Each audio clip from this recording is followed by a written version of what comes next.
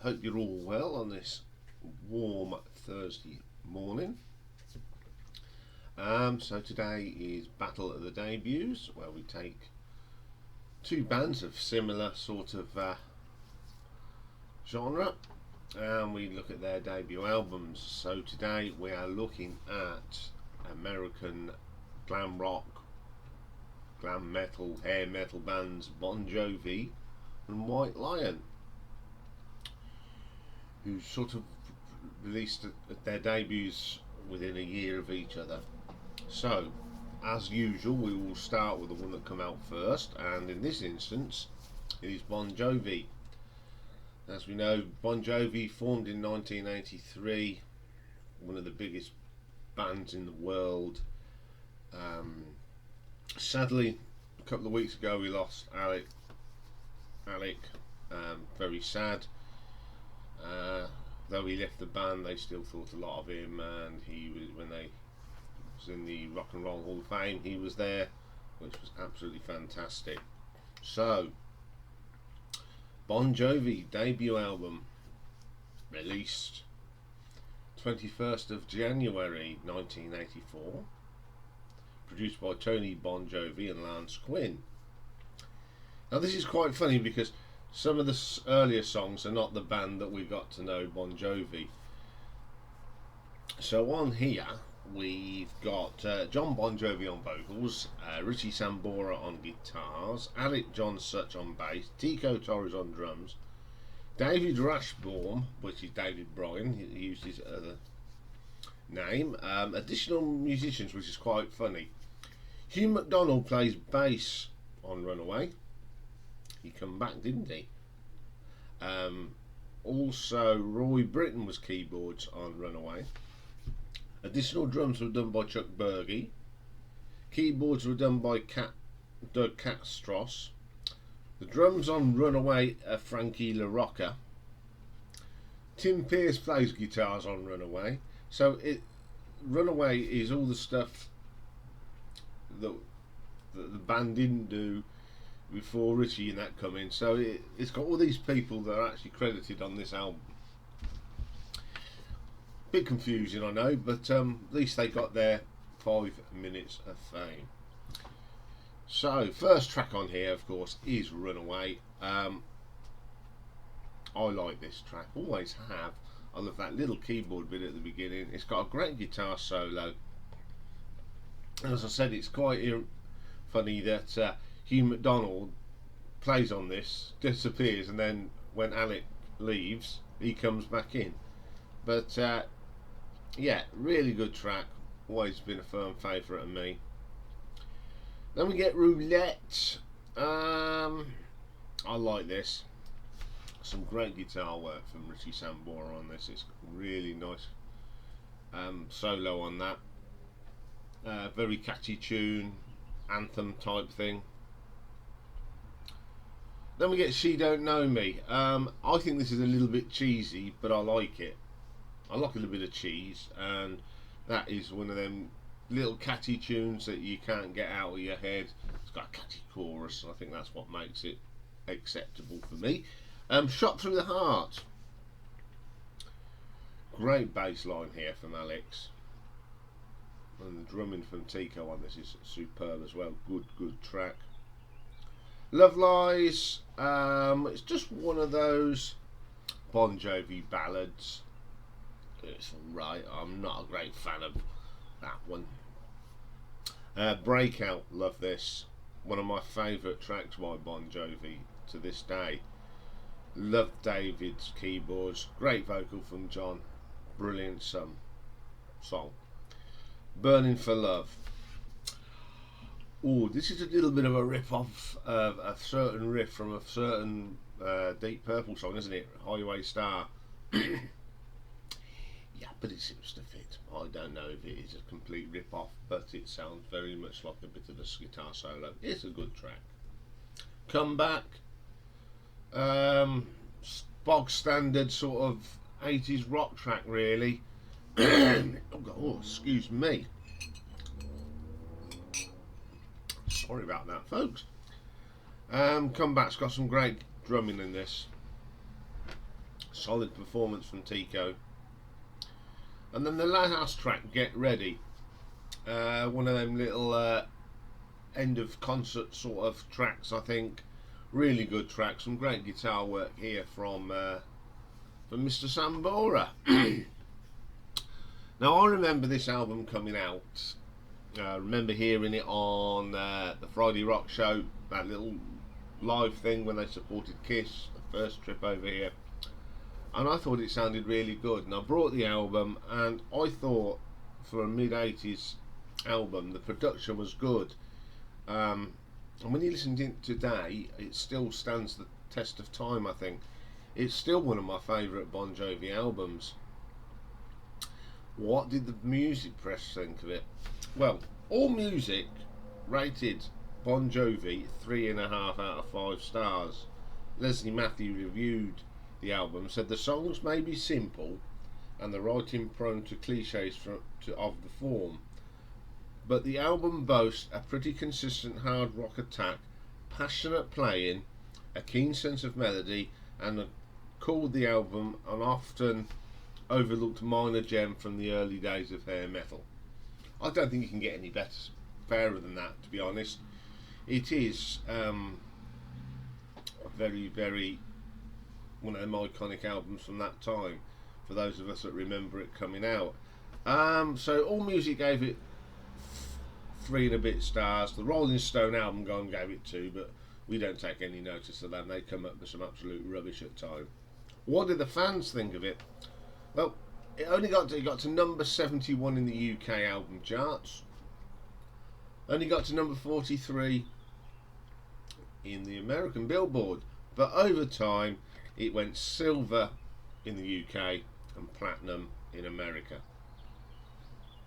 And it's an album, as I said, I play still a lot today because it is good. So let's have a look at the nuts and bolts of this one. Song quality. Whatever you can say about John Bon Jovi, he writes really good songs. I've got no problems with the songs on this. They're really good. Even at an early age, you could see that this guy knows what he's writing about. So I'm going to give song quality 4 out of 5. Production on this album, when it came out, you thought, oh, great, brilliant. So you look at it as time's gone on, and okay, this was made in 1984, where you've got that generic sound, but for some reason this doesn't sound too generic to me. I think it's crisp. The drums sound good. They've not been smoothed out, and how can you smooth out Tico Torres anyway? He's a really good drummer. So I'm going to give it 4 out of 5. Okay, reception. I think when it first came out, it didn't have the impact that people think and how it became fondly remembered. So I'm going to have to give it a reception of a 3 out of 5.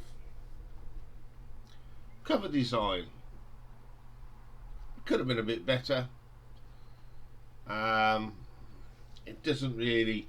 It's a bit dark for me. I think if it had been a bit brighter and been able to get you focus your eyes on it, I think it may have sold a few more. But on the whole, you know, it's Bon Jovi now, and we've got to like it. So I'm going to give it cover design a 3 out of 5. So for Bon Jovi by Bon Jovi gives us a total of 14 out of 20. So let's bring on the next contestant, and this one is White Lion.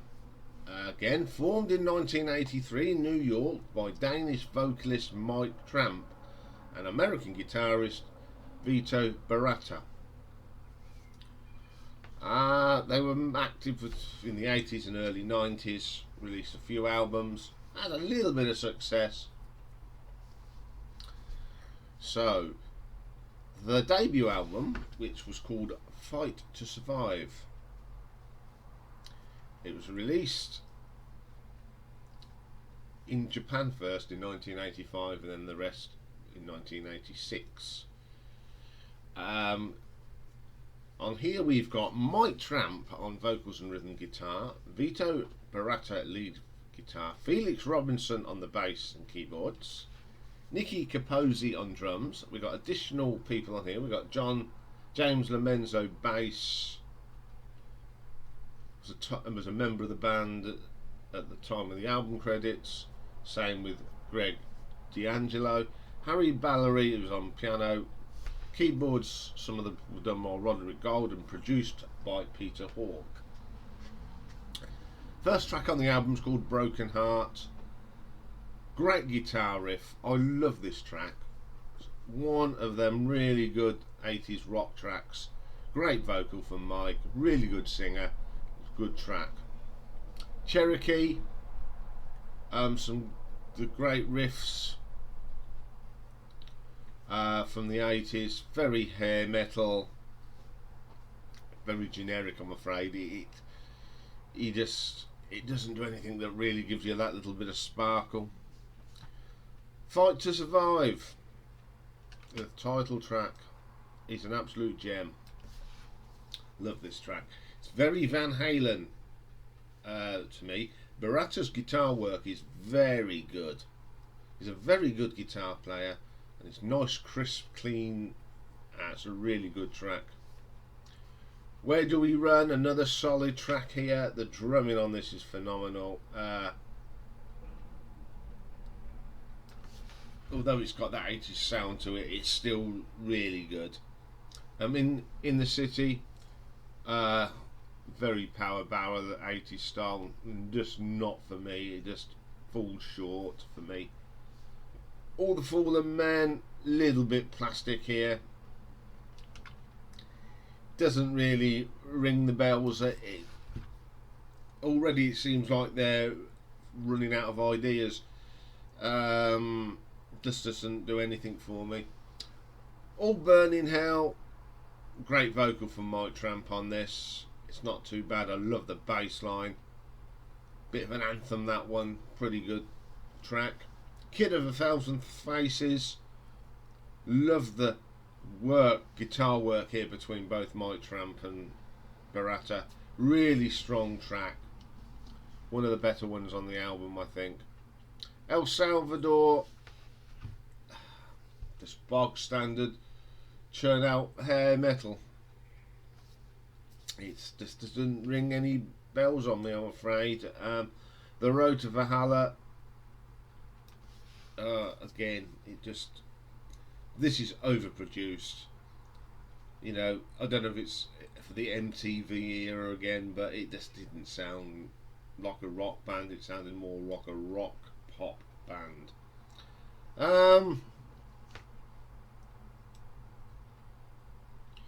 I think this album is half decent. It's not terrible. I just think it could, this band could have been bigger than what they were. I don't know if they were influenced by management, record company, but I think they were being told, you've got to make this record, do this, do this. So how did the fans think of it? Well, 1988 it managed to get 151 on the US Billboard. Did a little bit better in the UK, got to number 72. There's not many reviews of this, but I did find one by Sputnik Music. This is what Trey from Sputnik Music said. I'd like to make it clear that this album is a really good and goes against a lot of the conventional elements of most 80s rock, but at the end of the day there isn't anything that wouldn't make it sound dated to a modern listener. When you combine the fact that it is fairly hard to find it anyway, and an album that you wouldn't be much interested in if you didn't already like the band. I think that's right, and as I said, this album has got some really good tracks on it. Some of the production did let it down. So let's have a look at the nuts and bolts of this one. Song quality. Again, the songs are very good. There's You just strip them down. They're very good songs. They're catchy tunes. So I'm going to give song quality 4 out of 5. Production. I think this is where this album lets it down. The production on it is too, what I call, radio friendly, MTV friendly, trying to make a quick buck, I think. So I'm going to have to give this a production of 3 out of 5. Reception. I didn't hear this album long until about more towards the end of the 80s, early 90s. It didn't really grab me really, in all honesty. I listen to it now and I've got a bit more affection for it, to be quite honest, because it was an album of the day. So for reception, I'm going to give this a 3 out of 5. Cover design, it's not much of, doesn't do anything, does it? It doesn't show what this is. Some of their other covers were pretty good. This one's a little bit drab for me. It's all in black and white. It doesn't stand out. So unfortunately, I can only give it a 2 out of 5. So when you top that up, for White Lion's debut album Fight to Survive, gives us a grand total of 12. Okay, big gap there, isn't there? And I will give it to Bon Jovi today. Bon Jovi seemed to, it pushed all the right buttons then. Although the White Lion album has got some good tracks on it, I think the production let it down. I think that's where the big problem was, the production on it. I think if they went into did them tracks today, I think they'd sound a lot better. It's just very, very sad that they didn't, because I think White Lion could have been a bigger band than what they were. I mean, you think now, White Lion, what are they doing now? I can't even think what they're doing now. Okay, Bon Jovi, I'd say are coming to the end now, because poor old John's voice is shot to smithereens, and that makes me sad. I'm not having a go at this guy. I never would have a go at this guy, because he is a very, very good musician and very successful, but his voice has gone. So there we are. Okay then. Tell me what you think. Let's see if we can get some love for White Lion. I think I'll be, as time's gone on, I sort of have got a little bit of love for them, but at the time, I was more Bon Jovi.